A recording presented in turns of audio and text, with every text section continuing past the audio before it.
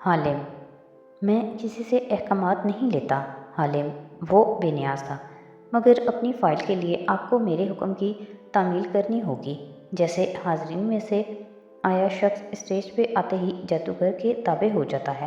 حالم: اگر تمہیں یقین ہے کہ تم میرا وقت ضائع نہیں کر رہے تو میں یہ کروں گا، ورنہ مجھے ابھی بہت سے کام کرنے ہیں۔ آپ نے مجھے ایک بہت چھوٹا دورانیہ دیا ہے کام کا، اس لیے آپ کو میری بات ماننی پڑے گی۔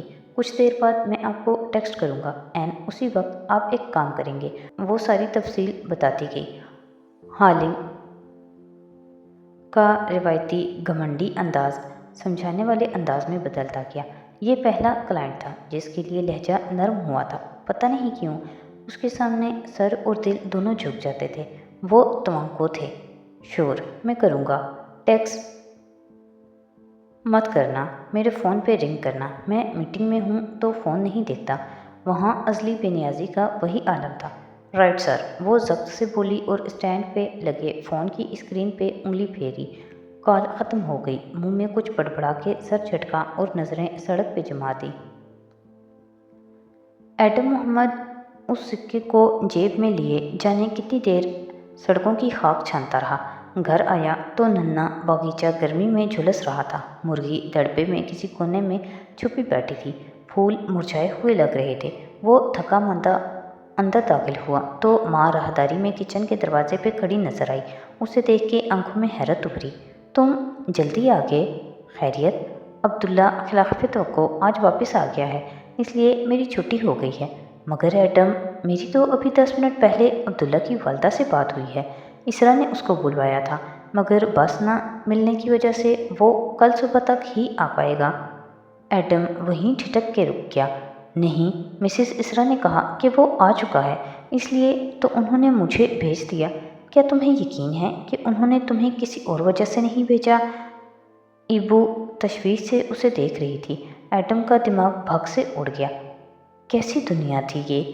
کون سچا تھا، کون جھوٹا؟ وہ گم سا ہو گیا، پھر الٹے قدموں باہر نکل آیا۔ برآمدہ دھوپ سے محفوظ تھا، وہاں چھایا تھی۔ وہ کرسی پہ بیٹھ گیا اور ننھے باغیچے کو دیکھنے لگا۔ پیر کینچی صورت میز پہ رکھ لیے، چہرہ سوچ میں ڈوبا لگتا تھا۔ پھر اس نے فون نکال کے ڈرائیور کا نمبر ملایا۔ ڈرائیور ساری سیاستوں اور اندر کی سازشوں سے بے خبر ہوتا تھا۔ نہ اس کا اتنا عہدہ تھا، نہ مقام کہ اسے کوئی شریک کرتا۔ ایڈم، تم آج کیوں نہیں آئے؟ وہ اس کی آواز سنتے ہی شروع ہو گیا۔ فاتح صاحب پارلیمنٹ جاتے وقت ہمیشہ 2 کپ کافی کے پیتے ہیں۔ عثمان کو بھول گیا تھا، اسے صرف ایک دیا۔ یہ کیا طریقہ ہے؟ اپنی طرف سے ڈرائیور نے روک چھاڑا۔ وان فاتح اس وقت کہاں ہیں؟ ابھی میں ان کو گھر لایا ہوں، پھر یہاں سے ہم نے آگے جانا ہے۔ باڈی مین کا فرض بھی عثمان ادا کر رہا ہے۔ تمہارا پوچھا بھی تھا فاتح صاحب نے۔ میں ابھی آتا ہوں، لیکن سنو، وہ احتیاط سے پوچھنے لگا، آج گھر میں کچھ ہوا ہے کیا؟ کیا مطلب؟ کوئی غیر معمولی واقعہ، کوئی ایشو؟ میں اس لیے پوچھ رہا ہوں کہ کہیں میری وجہ سے… صبح فاتح صاحب کی اہم فائل چوری ہو گئی۔ ملازمہ بتا رہی تھی کہ صاحب نے وہ جو پینٹر لڑکی آتی ہے اس سے بھی پوچھ گچھ کی ہے۔ صاحب بہت غصے میں تھے صبح۔ ادھر پارلیمان میں سب کو پتہ تھا۔ 2-3 ڈرائیورز نے تو مجھ سے بھی آ کے پوچھا۔ چیتالیہ سے؟ اس کا دماغ تیزی سے کام کر رہا تھا۔ صاحب نے چیتالیہ سے پوچھ گچھ کی؟ ملازم کہہ رہے ہیں کہ صاحب کو شک ہے چیتالیہ نے ہی چوری کی ہے۔ وہ اتنا باخبر تھا جتنا ہر ڈرائیور ہوتا ہے۔ ایڈم کے دماغ میں گھنٹیاں بجنے لگیں۔ میں آتا ہوں کہہ کے فون رکھا اور باہر کو بھاگا۔ وان فاتح کی رہائش گاہ پہ گھنٹی بجاتے ہی گارڈ باہر نکل آیا۔ تمہارا کام ختم ہو چکا ہے ایڈم، تم کیوں آئے ہو؟ گارڈ کو شاید ایڈم کو اندر نہ آنے دینے کی ہدایت دی گئی تھی۔ مجھے فاتح صاحب سے ملنا ہے، وہ بے چینی سے بولا تھا۔ ایسے تو صاحب نہیں ملتے، وہ بہت مصروف ہوتے ہیں۔ صرف 5 منٹ کے لیے ملنے دو، میں چلا جاؤں گا۔ ابھی الفاظ منہ میں تھے کہ آٹومیٹک گیٹ کھلتا چلا گیا۔ ایڈم نے چونک کے دیکھا، فاتح کی کار باہر نکل رہی تھی۔ فاتح پچھلی سیٹ پہ سر جھکائے اینک لگائے موبائل دیکھ رہا تھا۔ البتہ ڈرائیور نے ایڈم کو دیکھ کے کار آہستہ کر دی۔ ایڈم بھاگ کے فاتح صاحب کی کھڑکی تک گیا، بے چینی سے دستک دی۔ اس نے چونک کے سر اٹھایا، پھر بٹن سے شیشہ نیچے کیا۔ تم کہاں تھے صبح سے ایڈم؟ اس نے سادگی سے پوچھا تو اگلی سیٹ پہ بیٹھا عثمان پورا گھوم کے تندہی سے بولا، سر عبداللہ نے پہنچ جانا تھا تو اس کو فارغ کر دیا۔ کیا میں نے تم سے پوچھا ہے عثمان؟ وہ اسی سنجیدگی سے عثمان کو دیکھ کے بولا تو وہ چپ ہو گیا۔ فاتح نے گردن اس کی طرف موڑی۔ اور تم ٹھیک ہو ایڈم؟ جی سر، وہ جلدی سے بولا۔ سر عبداللہ ابھی تک نہیں آیا، کیا میں آپ کے ساتھ جا سکتا ہوں؟ وہ کار کی کھڑکی کو پکڑے کھڑا تھا۔ اس کی ضرورت نہیں ہے Adam, I am fine thanks, خیال رکھو اپنا، نرمی سے کہہ کر فاتح نے اینک اٹھا لی تو ایڈم کو پیچھے ہونا پڑا۔ شیشہ اوپر ہوتا گیا، کار آگے بڑھ گئی اور وہ وہیں خالی ہاتھ کھڑا رہ گیا۔ اب تم جاؤ، گارڈ اس کے سر پہ آ پہنچا جیسے اسے نکالنے کی جلدی ہو۔ لیڈر جا چکا تھا، وہ رکتا بھی تو کس کے لیے؟ گرمی کی حدت بڑھ گئی تھی۔ وہ باہر سڑک کنارے چلتا گیا، ذرا سی دیر میں پسینے سے پورا بھیگ گیا تو ایک جگہ درخت تلے فٹ پاتھ پہ بیٹھ گیا، پھر جیب سے سکہ نکال کے دیکھنے لگا۔ وہ گول سنہری سکہ تھا جس کے دونوں طرف مظفر السلطان لکھا تھا۔ اس نے سکہ مزید اونچا کی، اس کے گول دائرے کے ساتھ ننھے ننھے حروف تھے جو مٹ مٹ کے ابھر رہے تھے۔ ایڈم کی آنکھیں پوری کھل گئیں، دھوپ میں لمحے بھر کو وہ نظر آئے تھے 1437، پھر وہ غائب ہوتے گئے۔ ایڈم بالکل سناٹے میں رہ گیا۔ یہ نظر کا دھوکہ نہیں تھا، یہ کوئی عجیب چیز تھی۔ اس نے جلدی سے سکہ ڈبے میں رکھ کے جیب میں ڈال دیا، پھر پریشانی سے سر پکڑ لیا۔ چیتالیہ سے وہ پہلی دفعہ کب ملا؟ جب وہ اس سکے کو تینگو کامل کے گھر اپنی جیب میں ڈال رہا تھا۔ چیتالیہ نے 2 ماہ وہاں کیوں نوکری کی؟ 2 ماہ پہلے تو اسے نہیں معلوم ہوگا کہ وان فاتح نے اس گھر مہمان بن کر آنا ہے۔ کیا وہ اس سکے کے پیچھے تھی؟ ایک نئے خیال نے اسے چونکا دیا۔ کیا یہ اس کا بار بار اسرا کے گھر آنا یہ سب سکے کے لیے تھا؟ لیکن نہیں، وہ تو فاتح کی حفاظت پہ مامور ایک پولیس آفیسر تھی جس کو فاتح پہلے سے جانتا تھا، تبھی اس کو تاشا کہتا تھا۔ لیکن ایک منٹ، اگر وہ پہلے سے اس کو جانتا ہوتا تو چوری کے بارے میں تالیہ سے پوچھ گچھ کیوں کرتا؟ اتنی کڑی پوچھ گچھ کہ سارے ملازمین گواہ ہیں اس کے۔ اس کا ذہن شک اور یقین کے درمیان ڈول رہا تھا۔ بالآخر اس نے موبائل نکالا اور تالیہ کے نمبر پہ ایک پیغام لکھا، ہم کب مل سکتے ہیں، اور بھیج دیا۔ اب اسے جواب کا انتظار تھا۔ دوپہر دھیرے دھیرے شام میں ڈال رہی تھی، البتہ گرمی اور حبس ویسا ہی تھا۔ ایسے میں وہ نیلے شیشوں والا بزنس ٹاور سر اٹھائے کھڑا تھا جس کے 19ویں فلور پہ اشر محمود کا آفس واقع تھا۔ 19ویں فلور پہ کشادہ سی لابی بنی تھی جس کے سامنے لفٹ کے دروازے اس وقت کھل رہے تھے اور تالیہ مراد باہر نکل رہی تھی۔ لباس بدل لیا تھا، گلابی قمیض پہ سیاہ منی کوٹ پہنے، کوہنی پہ بیگ ڈالے، سنہری چوٹی کندھے پہ آگے گرائے اور سر پہ ترچھا سفید ہیٹ جمائے وہ باہر آئی اور ریسیپشن ڈیسک کے قریب رکی۔ تالیہ بنت مراد، مجھے اشر محمود سے ملنا ہے۔ جی، ان کا آفس بالکل کارنر میں ہے۔ لڑکی نے تہذیب سے گائیڈ کیا تو وہ کہہ کے نخریلی امیرزادیوں کی طرح آگے بڑھ گئی۔ کنکیوں سے لابی کے صوفے پہ اخبار پھیلائے مطالعے میں منہمک داتن کو دیکھا مگر رکی نہیں۔ فاتح وہ کر دے گا جو تم نے اسے کہا ہے، داتن اخبار سامنے رکھے آہستہ سے بولی، کان میں لگا آلہ دور جاتی تالیہ کو آواز پہنچا گیا۔ حالم کی بات کون ٹال سکتا ہے؟ وہ بے پرواہی سے بولی۔ اب وہ راہداری کے دوسرے سرے تک پہنچ گئی تھی۔ اشر کے آفس کے باہر بیٹھی سیکرٹری فوراً اٹھی، چیتالیہ، اشر صاحب آپ کا انتظار کر رہے ہیں۔ سیاہ منی کوٹ والی لڑکی نے پرس میں ہاتھ ڈالا اور سیاہ موبائل سے نمبر ملایا، 2 گھنٹیاں اور کال کاٹ دی۔ اب وہ اشر سے ملنے کے لیے تیار تھی۔ وہاں سے چند میل دور ایک بین الاقوامی نشریاتی ادارے کے اسٹوڈیو روم میں وان فاتح موجود تھا۔ سیٹ لگا تھا، کیمرے سیٹ ہو رہے تھے، اینکر اپنے کاغذات پڑھ رہا تھا اور فاتح مطمئن سا ٹانگ پہ ٹانگ جمائے کافی پیتے ہوئے سارا منظر نامہ دیکھ رہا تھا۔ تبھی جیب میں رکھا فون تھرتھرایا تو اس نے نکال کے دیکھا۔ حالم کا نمبر دیکھ کے مسکرایا اور موبائل واپس رکھ دیا، پھر قریب کھڑے عثمان کو بلایا، یہ کافی لے جاؤ، میں فریش ہو چکا ہوں، اس کی ضرورت نہیں ہے۔ خیریت سر؟ عثمان نے مسکرا کے اس کا تازہ دم چہرہ دیکھا۔ ہاں، صبح ایک انویسٹیگیٹر کو ہائر کیا تھا، اس نے بتایا ہے کہ فائل مل گئی ہے، اللہ کا شکر۔ عثمان کا منہ کھل گیا، واقعی؟ اصلی فائل کہاں سے ملی؟ جس نے چرائی تھی اس کے سیف سے۔ مگ اس کی طرف بڑھا دیا اور سامنے دیکھنے لگا جہاں اینکر اپنی نشست پہ بیٹھ رہا تھا۔ عثمان پھیکا سا مسکرایا، مبارک ہو سر، اور مگ لیے آگے بڑھ گیا۔ वापस अशर की ऑफिस बिल्डिंग में आओ तो लॉबी के सोफे पे बैठी बज़ाहिर अखबार पढ़ती दातन दबी आवाज़ में होंठ कम से कम हिला कर कह रही थी, अब तक वॉन फाते ने अपने सेक्रेटरी के सामने फाइल मिल जाने का जिक्र कर दिया होगा। वो फ़ौरन अपने असल खुदाओं को बताएगा और वो परेशान होकर इस जगह जाएंगे जहाँ फ़ाइल रखी है। मैं उसका पीछा करूँगी और यूँ वो खुद हमें फ़ाइल तक ले जाएंगे और हम उसको चुरा लेंगे। तालिया ने जवाब नहीं दिया क्योंकि वो अंदर अशर के ऑफिस में बैठी थी। ऑफिस बहुत रोशन था। 2 मुतसिल दीवारें शीशे की थीं। वो बिल्डिंग का कॉर्नर ऑफिस था। अशर टेक लगाए अपनी कुर्सी पे विराजमान मुस्कुरा रहा था और सामने तालिया मुराद संजीदा सी बैठी नजर आ रही थी। हैट सर पे तिरछा किया हुआ था। मैं आपका ज़्यादा वक्त नहीं लूँगी, अंचे अशर वो नाखुशी से कह रही थी। आप कहिए चैतालिया, मैं आपके लिए क्या कर सकता हूँ? वो मुस्कुरा के बोला। गहरी छोटी आंखें तालिया के तासुरात को पढ़ने की कोशिश कर रही थी।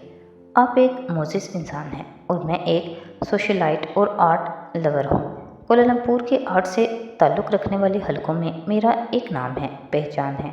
मेरे किसी भी किस्म के सियासी अज़ाइम नहीं हैं, न मुझे सियासत में दिलचस्पी है। इसलिए कल जो तस्वीर आपने पोस्ट की उसके बाद से मुझे मौज़ूए गुफ्तगू बनाया जा रहा है जो मेरे लिए तकलीफ़ का बायस है। वो डिस्टर्ब नज़र आ रही थी। अशर के चेहरे पे अफसोस उभरा। जी, मुझे भी वो सब बिल्कुल अच्छा नहीं लगा।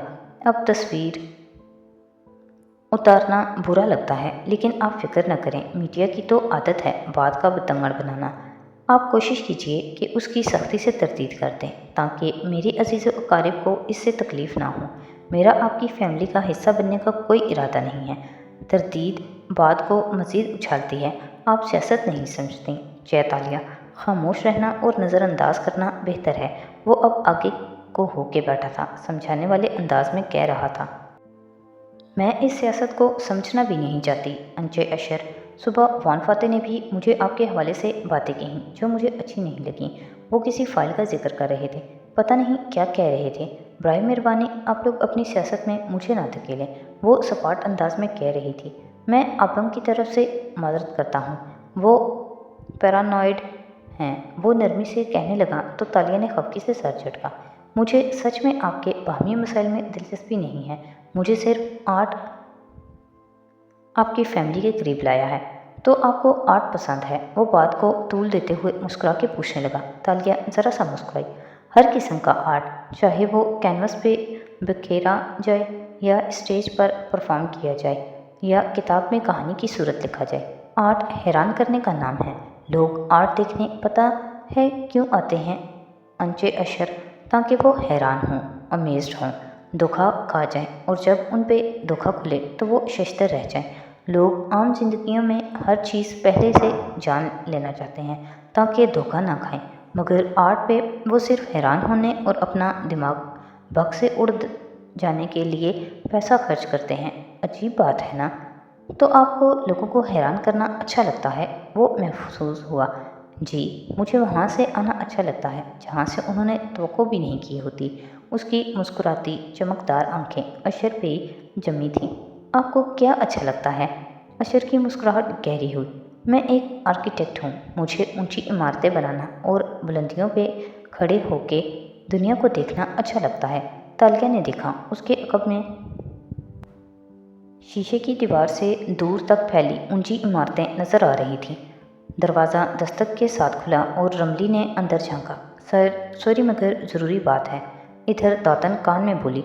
रमली अभी उठ के गया है, उस्मान ने उसे बता दिया है शायद कि फ़ाइल मिल गई है। अशर इस मुदाखलत पे बदमज़ा हुआ। अभी खफकी से रमली को टोकने वाला था कि तालिया बैग उठाए उठ खड़ी हुई। आप काम कीजिए, मैं चलती हूँ। अंदाज संजीदा और लिया दिया सा था। अशर ने गहरी सांस ली, मुस्कुराया और खड़ा हो गया। ओके, नीलामी पे मुलाकात होगी। चैतालिया, सी यू। बाहर आकर वो सेल फोन पे बटन दबाती चलती आई जैसे कोई ज़रूरी मेल कर रही हो। अशर के ऑफिस के सामने लाउंज सा बना था। वो टाइप करते करते वहीं बैठ गई। मैं तैयार हूँ, जैसे ही रमली निकलेगा मैं उसका पीछा करूँगी। दातन की आवाज़ कान में गूंजी तो तालिया झुके सर के साथ बोली, उसे जल्द ही परेशान होके निकलना चाहिए। 1 मिनट गुजरा, 2 मिनट, 5 मिनट, बिलाखिर रमली बाहर आया और सीधा अपने कैबिन की तरफ बढ़ गया जो सामने ही था। कुर्सी संभाली और काम करने लगा। तालिया गैर आरामदेह हुई। चंद मिनट मजीद गुजरे। ना अशर ऑफिस से निकला, ना रमली अपनी जगह से उठा। दातन भी गड़बड़ा गई। उसके कान में बोली, तालिया, ये लोग फाइल चेक करने बाहर क्यों नहीं निकले? किसी बैंक की तरफ या घर की तरफ कहीं तो रखी होगी उन्होंने फाइल। तालिया ने आंखें उठाई, हिरन जैसी आंखें जो इतराफ का एक्सरे कर लेती थीं। पुतलियाँ स्क्योर के उसने अशर के बंद दरवाजे को देखा। यह शायद वो फाइल चेक कर चुके हैं, उसे सारी समझ आ रही थी। दातन, फाइल उसके ऑफिस में ही मौजूद है। ओह, दातन की फिक्रमंद आवाज़ आई। ऑफिस में वारदात करने के लिए हफ्ते भर की तैयारी चाहिए। कोई लंबा एम खेलना पड़ेगा। हमारे पास हफ्ता नहीं है, हमारे पास चंद मिनट हैं। मुझे वो फाइल अभी चुरानी है। मगर तालिया, सारी ज़िंदगी मैंने लालच में चोरियाँ की हैं दातन। सारी ज़िंदगी मैंने पैसे के लिए झूठ बोले हैं। मैं चोर हूँ, झूठी हूँ, मगर मुझे पहली दफ़ा किसी से वादा निभाना है। तो आंखों के पास वक्त नहीं है। मुझे उनको कल सुबह से पहले फ़ाइल देनी है तो देनी है। सर्विस बाथरूम्स में आओ, हमारे पास प्लानिंग के लिए 10 मिनट है। वो दबी आवाज़ में बोलती आगे बढ़ गई। बजाय लिफ्ट की जाने के वो एक दूसरी राहदारी में मुड़ गई। दातन ने गहरी सांस ली। वो एक बेनियाज सियासतदान है जो परसों तक तुम्हें याद भी नहीं रखेगा, शुक्रिया कह के आगे बढ़ जाएगा। ताकतवर सियासतदानों से मोहब्बत करने वाली लड़कियां हमेशा पछताती हैं, तालिया अफसोस से दातन बोली थी। मगर तालिया कुछ नहीं सुन रही थी। उसका जहन नया प्लान सोच रहा था। लॉबी की घड़ी की सुइयां टिक टिक करती आगे बढ़ रही थीं। स्टूडियो में कैमरे ऑन थे, तेज़ रोशनियां जल रही थीं। 3 इतराफ में सब्ज रंग के कार्डबोर्ड की दीवारें बनाई गई थीं। इंटरव्यू रिकॉर्ड होते वक्त सब्ज कार्डबोर्ड लगाया जाता था और बाद में जब टीवी पे दिखाया जाता तो सब्ज रंग पे मुख्तलिफ मनाजिर एडिट कर दिए जाते। एंकर संजीदगी से बैठा फातिह को देख के सवाल पूछ रहा था। जब आप विजन की बात करते हैं तो आपके जहन में 20 साल बाद का मलेशिया कैसा आता है? वान फातिह पुरएतमाद सा बैठा था। इस सवाल पे हल्का सा मुस्कुराया और गोया हुआ, मलाका सल्तनत जैसा। तुम्हें मालूम है जेफरी, बल्कि मैं मलेशिया के लोगों से पूछना चाहता हूँ, क्या उनको मालूम है कि 600 साल पहले का मलाका कैसा था? अशर के ऑफिस फ्लोर के सर्विस बाथरूम्स में वो दोनों खड़ी थीं। तालिया ने बैग सिंक के सामने उंडेल रखा था और अंदर से कुछ चीज़ें निकालते हुए दातन से कुछ कह रही थी। वो सर हिला के जवाब में उसकी तायीद कर रही थी। जेफरी, 600 साल पहले मलाका में मुसलमान सलातीन की हुकूमत थी। वो सल्तनत खित्ते में एक मजबूत और ताकतवर हैसियत रखती थी। इस दौर के लोग हमारे जैसे नहीं थे। कहते हैं वो अजीम लोग थे, मगर आज मेरे मुल्क के लोगों को उनसे ज़्यादा बहादुर बनने की ज़रूरत है। दातन बाथरूम के कोने में रखी डस्टबिन में अखबार फाड़ फाड़ के डाल रही थी। जब डस्टबिन भर गई तो उसने लाइटर से कागज़ को सुलझाया। जल्दी से अखबार ने आग पकड़ ली। शोले बुलंद होने लगे। आज मेरे मुल्क के लोग अजीब मनफी रूइयों में डूबे हुए हैं। मुझे सबसे ज़्यादा तकलीफ़ उनके मजलूम पन्ने से होती है। ये किसने हम इंसानों को हर वक्त मजलूमियत की चादर ओढ़े रखना और हमदर्दी तलाश करना सिखाया है? बाथरूम एरिया में दातन डस्टबिन को आग लगाती दिखाई दे रही थी और तालिया अपना लिबास बैग में अड़स रही थी। इस वक्त उसने स्याह टाइट शर्ट और स्याह टोपी पहन रखी थी। चुस्त और तैयार, तेज़ तेज़ चलते हाथ बैग की जिप बंद कर रहे थे। फिर बैग कंधे पर डाला और कोने वाले टॉयलेट में घुस गई जिसके ऊपर रूशदान की जाली लगी थी। वो ऊपर चढ़ी और वेंट का ढक्कन उतारा। आप सिर्फ सोशल मीडिया को ही देख लें जेफरी, मुझे अक्सर लोग वहाँ अपने दुखों का प्रचार करते नजर आते हैं। इंसान के पास अगर 3 चीज़ें हों, रिस्क, इज़्ज़त और सेहत, और वो फिर भी गमज़दा हो और हमदर्दी तलब करता नजर आ रहा हो तो वो नाशुक्रा होता है। तालिया ने रोशनदान की जाली उतार के नीचे फेंकी और बिल्ली की तरह अंदर घुस गई। अंदर लंबी सुरंग सी थी। ये वेंट था और वहाँ के लिए सारी इमारत में फैले थे, इतने चौड़े कि उसमें सीने के बल लेट के रिंग रिंग के आगे बढ़ सकते थे। नीचे दातन अभी तक आग लगाती दिखाई दे रही थी। मैं जिस मुल्क का ख्वाब देखता हूँ वहाँ मुझे लोगों को ये सिखाना है कि मजलूमियत और कमज़ोरी को खुद पे तारी करना छोड़ दें। निकल आए इस माइंडसेट से कि दुनिया ने हम पे जुल्म ढाया, ख़ानदान वालों ने हमारे साथ बुरा कर दिया, दोस्तों ने यूं धोखा दिया, हम दुखी, हम उदास, हर वक्त दूसरों से हमदर्दी मांगना, ये मनफी रवैये हैं। हमें उससे निकलना होगा। मुझे बिल्कुल ऐसे लोग अट्रैक्ट नहीं करते जो चाहते हैं कि लोग हर वक्त उनके गमों की दास्तान सुनते रहें। दाता ने बाथरूम का दरवाज़ा खोला तो धुआं बाहर निकला। वो आगे आई और राहदारी में लगा फायर अलार्म खींच दिया। सारी इमारत अलार्म से गूंज उठी। मोटी औरत तेज़ तेज़ आगे चलती गई, हर डस्टबिन के साथ रुकती, लाइटर से आग जलाती और आगे बढ़ जाती। सीसीटीवी वो पहले से ही जाम कर चुकी थी। इंसान बहुत अजीम मखलूक है, उसमें बहुत ताकत है, उसे तो सारी दुनिया को संभालना है और वो अपने आप को ही नहीं संभाल पाए। कितने दुख की बात है। हमें अगर ज़िंदगी में खुशी और कामयाबी हासिल करनी है तो हमें एक मस्बत रवैया अपनाना होगा। और मस्बत रवैया कैसे अपनाया जाता है आपकी नज़र में? वेंट के अंधेर सुरंग में वो कोहनियाँ घसीट घसीट के आगे बढ़ रही थी। कंधे पे छोटा बैग भी लाद रखा था जिसमें ज़रूरी सामान था। हर थोड़ी देर बाद रास्ते में कोई जाली आती और वो इससे झांकती। नीचे ऑफिस के कमरे नज़र आते जहाँ हटर बूम मची थी।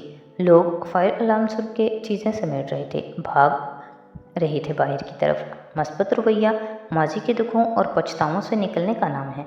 अगर आपसे कुछ गलत सरजद हुआ है माजी में, और सबसे ही होता है, तो उस पर माफ़ी मांग के उससे सबक सीखें और उस पर हर वक्त कुड़ना छोड़ दें। आप इंसान हैं, आपसे हर वक्त सीधा नहीं चला जा सकता। चंद एक बार अगर गिर भी गए तो आप उसको भूल जाएं और आगे रास्ता देखें। अशर के ऑफिस के एन ऊपर वो वेंट में रिंगते रिंगते पहुंच चुकी थी। अब उसकी कोहनियों तले चौकोर जाली थी जिससे ऑफिस नज़र आ रहा था। अशर चीज़ें समेटता उठ रहा था। बाहर से उसको सेक्रेटरी बुला रही थी। फाइल आराम मुसलसल चिंगाड़ रहा था। और अगर आपको माजी में बड़े बड़े गम मिले हैं तो उनके पछतावे से निकल आएँ। गलत फैसलों पे दुखी होना छोड़ दें। ज़िंदगी में कोई भी चीज़ बुरा तजुर्बा नहीं होती अगर आप इस सब से सबक सीख लें। ये होती है मस्बत अप्रोच। जो बुरा हुआ है आपके साथ या जो बुरा आपने किया है, दोनों से सीखने के पहलू निकालें, सबक हासिल करें और रिलैक्स हो जाएं। फिर वो तजुर्बा आपको गमगीन नहीं करेगा। अशर मोबाइल और वॉलेट लिए बाहर भाग गया, दरवाज़ा बंद कर दिया। ऑफिस तनहा रह गया। तालिया ने विंड में लेटे लेटे बैग से एक आला निकाला और बटन दबाया। थोड़ी देर लगी और ऑफिस के दोनों सीसीटीवी कैमरे बुझ गए। उसने जाली उतारी और नीचे को कूद गई। एन अशर की मेज़ पे ये चेहरे को स्याह स्काई मास्क से ढांक चुकी थी। मैं चाहता हूँ मेरे मुल्क के लोग दूसरों को हर वक्त इल्ज़ाम देना और मजलूम बनना छोड़ दें। यहूद व नसारा ने हमारे मुल्क की तरक्की रोक रखी है। कुफार हमारे खिलाफ साजिशें कर रहे हैं। इन बेकार बातों से निकल आएं। अगर कोई कौम तरक्की नहीं करती तो ये उसका अपना कसूर होता है। लोग तो हर कौम के खिलाफ साजिशें करते हैं, तो फिर दूसरी कौमों ने तरक्की क्यों कर ली? ये आईना देखने का वक्त है। अपनी गलतियाँ बहैसियत कौम मान लेने का वक्त है।